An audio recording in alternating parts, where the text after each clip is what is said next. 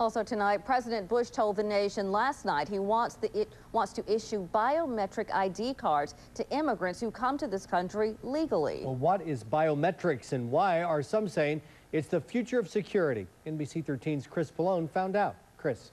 Fran, Mike, this card is more secure than anything you have in your wallet. Instead of a magnetic strip on the back, it uses a microchip and biometrics to prevent fraud. That means without my fingerprint, a crook can't use my card at all.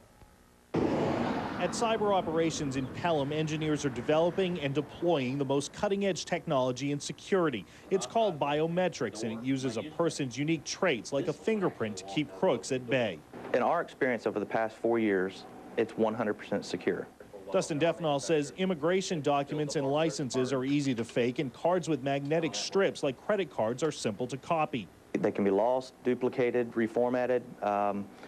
There's really no laws or no security to manage the production of those cards. That's where biometrics comes in. Instead of storing information on a magnetic strip, smart cards store information on a tamper-proof microchip. The owner's fingerprint is stored in the chip's memory. If someone else tries to use the card, the fingerprint won't match and access is denied. The chips are read-only. They cannot be copied, duplicated. They're not in a magnetic strip to where they can be ruined. The chips are read-only. If you tried to tamper with the chip, you would destroy the chip and the card's no longer effective.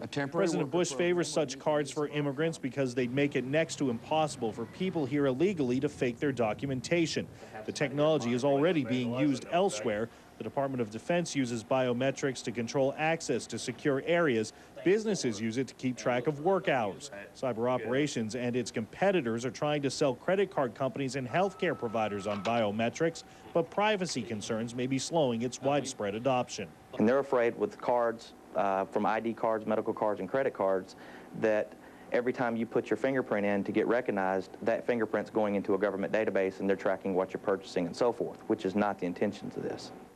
If Congress did approve biometric ID cards for legal immigrants, Dustin Defnall says Cyber Operations would try to win the contract to develop the system. Right now, their biometric security program is growing by about 15% a year. We've got you covered live. Chris Pallone, NBC 13 News. Chris, thank you very much. You ever get the feeling there's something going on we don't know about? There's a lot going on we don't know about.